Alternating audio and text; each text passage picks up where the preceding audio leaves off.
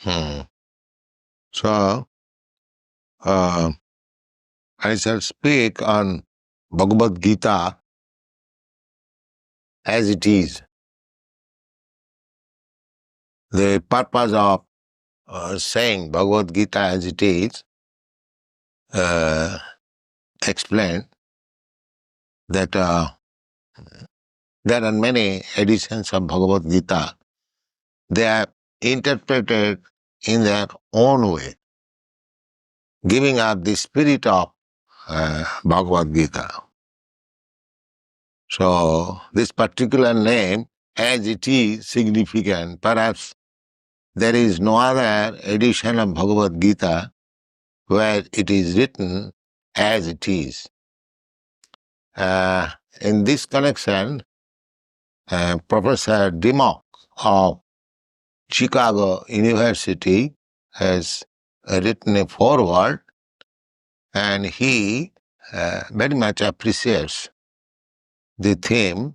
He says, Swami Bhaktivedanta comments upon the Gita from this point of view, and that is legitimate. She accepts that Bhagavad-gītā as it is legitimate presentation of the great book of knowledge. And he also says, more than that, in this translation, the Western reader has the unique opportunity of seeing how a Krishna devotee interprets his own text. So, about Krishna, the devotees actually can interpret about Krishna book. Others, if they are not devotee, how they can interpret on Krishna? Just like a member of a family can say very nicely about the head of the family, how outsiders can say about the family. That is not possible. Similarly, about Krishna, a Krishna devotee can speak nicely, not others. Others have no right to speak about Krishna. And Krishna also admits Arjuna as the right student of Bhagavad-gītā. In the beginning, Krishna says that I have selected you as my student because you are my friend and you are my devotee.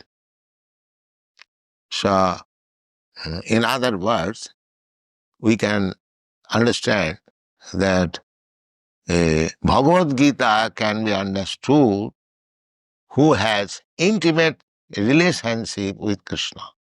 Just Krishna says, you are my dear friend. That is intimate relationship with Krishna.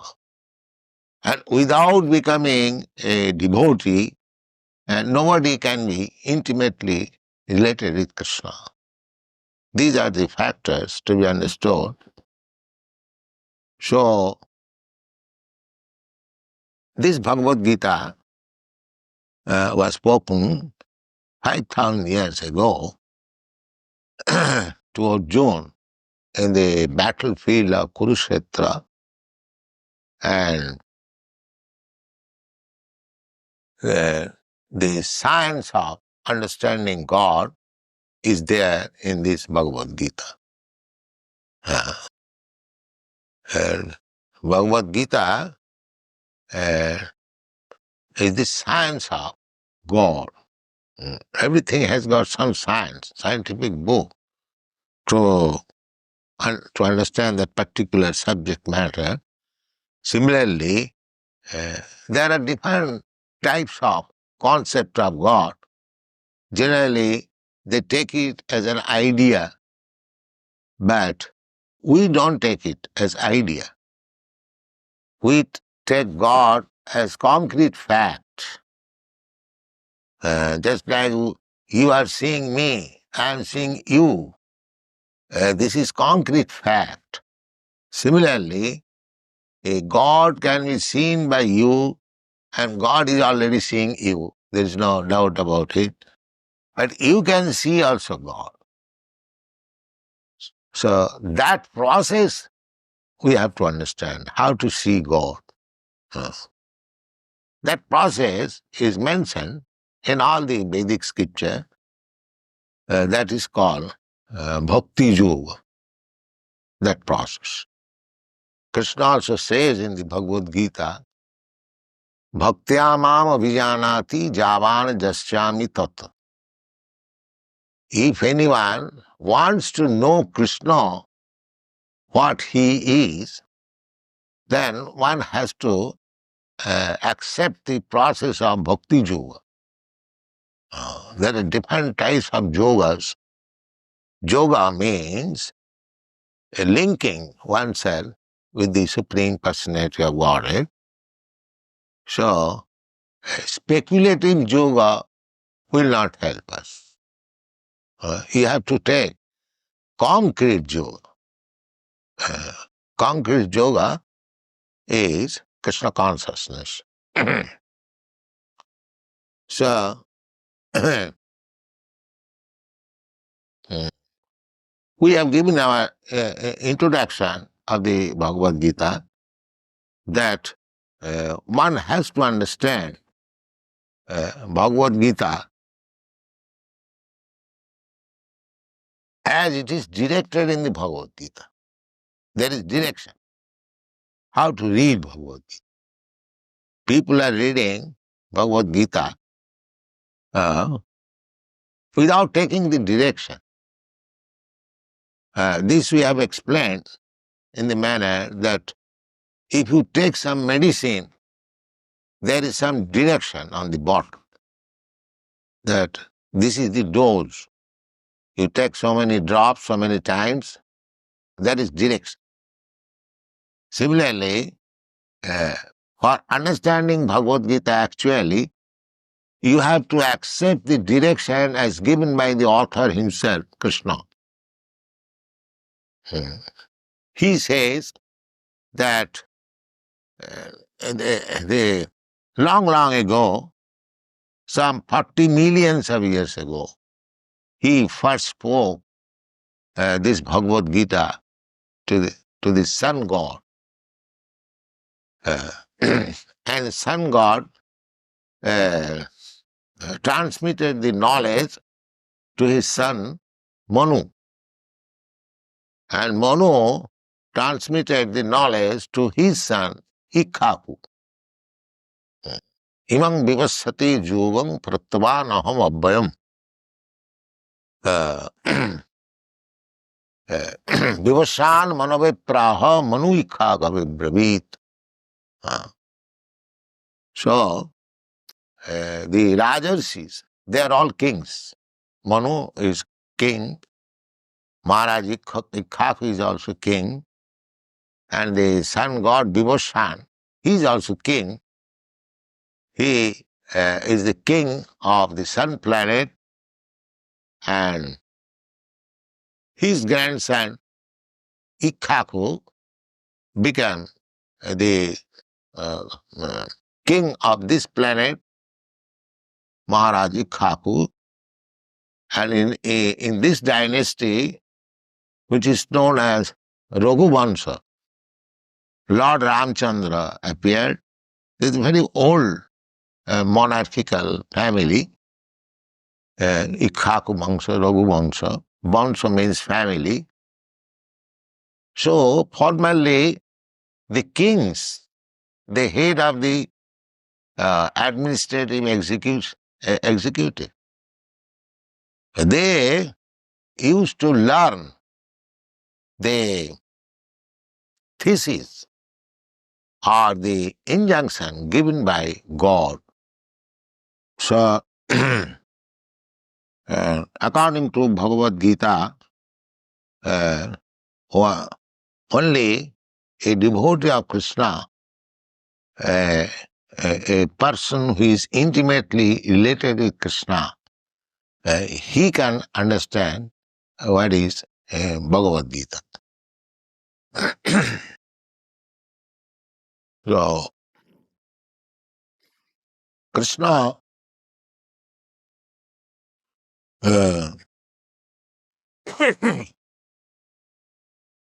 Arjuna, after hearing Bhagavad Gita from Krishna, he addressed him as Parabrahma, Param Dhama, Pavitram, Paramam Bhavan, Purusham, Shasatam, Divyam, Adi, Devam, Ajam, Vivam.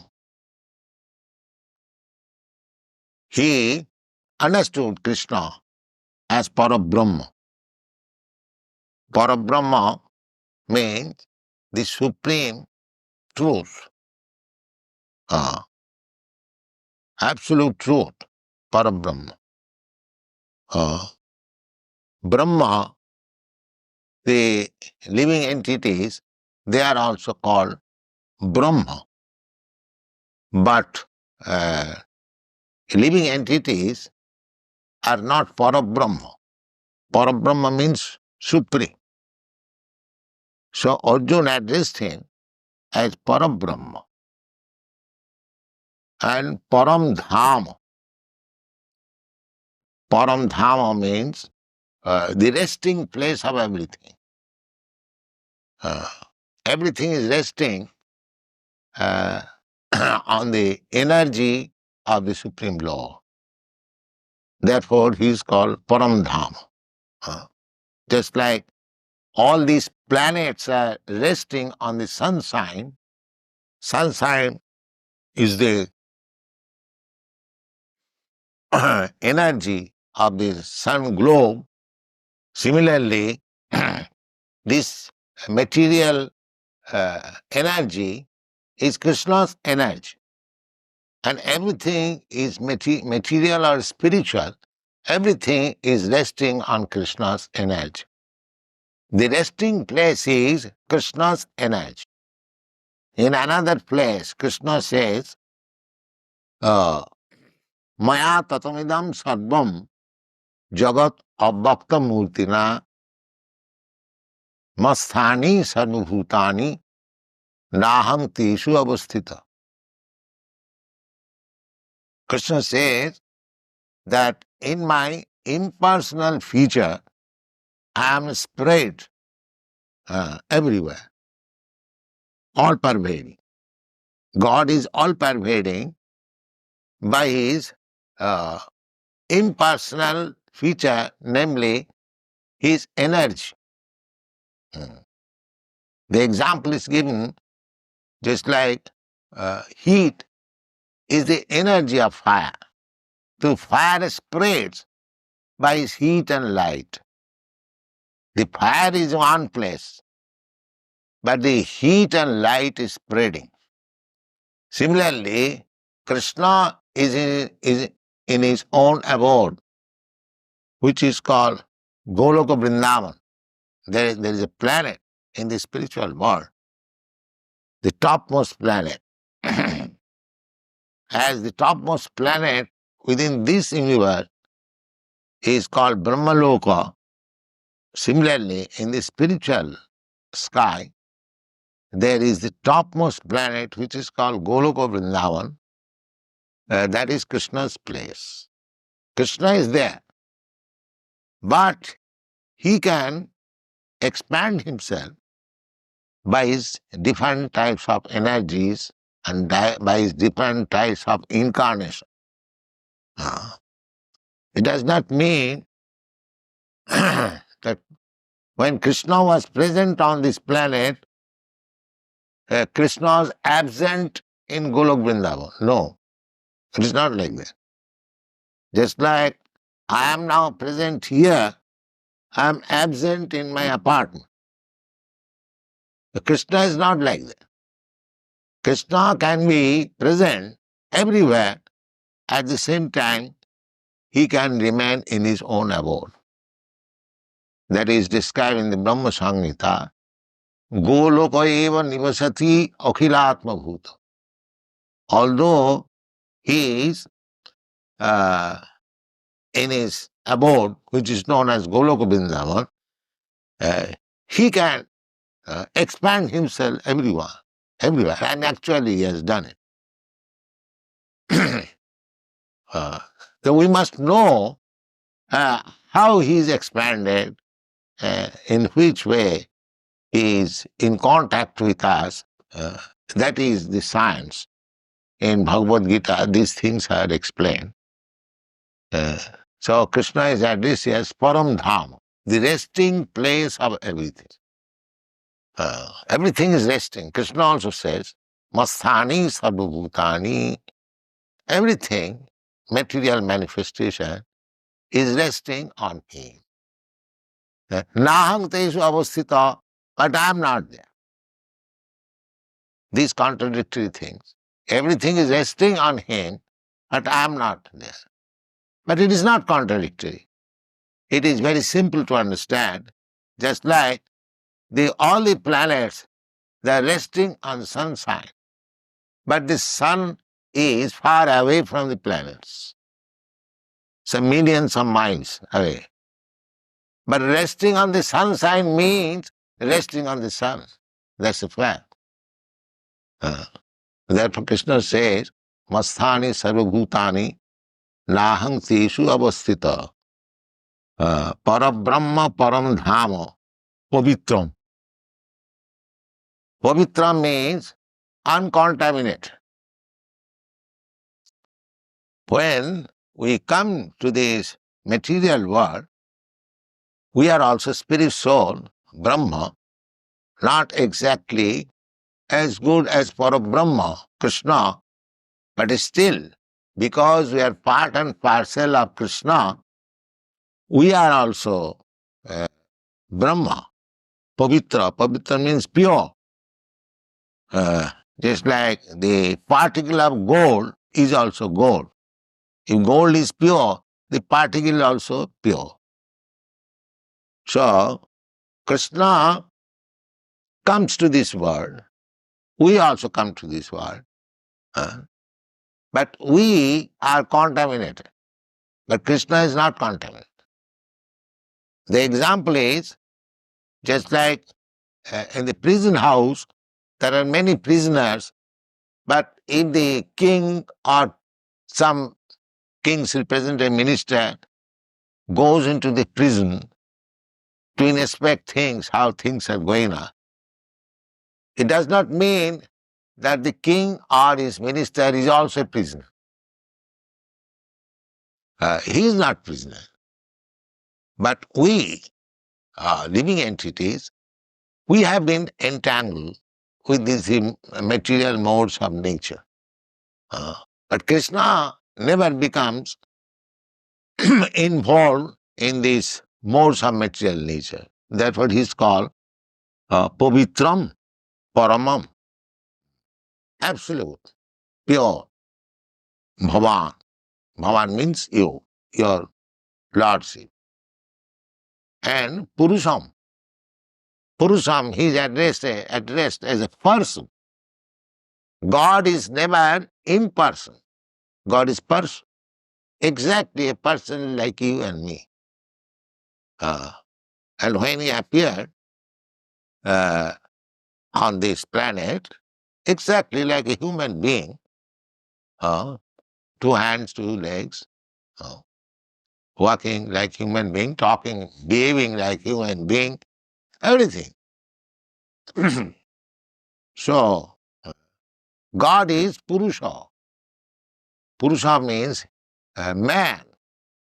I mean to say male, not female. Male. Without becoming male, one cannot be enjoyer. In another place, it is stated that Krishna is the supreme enjoyer. As soon as the word is used, enjoyer, he must be Purusha, male. So that is described. Arjuna understood him. He is a Purusha, Param Purusha, the supreme person.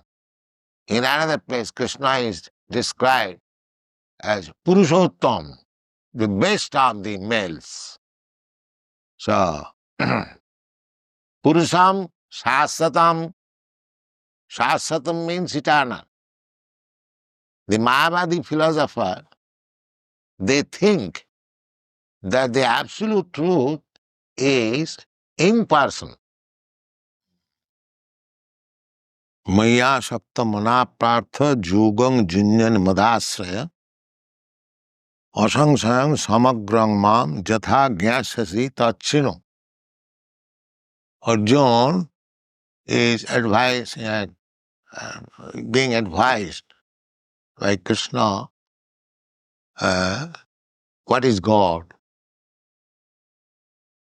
The conception of God, however we may speculate, it cannot be perfect because God is unlimited, all-pervading. We are limited. So, actually, unless God Himself reveals Himself to the devotee, it is not possible to understand what is God. Therefore, God Himself, Krishna, is speaking about Himself. The process is Maya Sakta Mana. One has to increase attachment for Krishna. We have got now attachment for material things, and we have to divert that. Our position is that we must have attachment for something that is fact. So now, on the bodily concept of life, we have got attachment to this body, and anything pertaining to this body, we have got attached. Just like I have got attachment for my wife. Why? There are millions and thousands of women, beautiful women. I have no attachment for them, but my attachment for my wife, even though she may not be very beautiful, is a fact. Why? Because due to her relation with my body. And similarly, I have got attachment for my country. I have got attachment for my home, my so many things, because I am thinking I am this body, and anything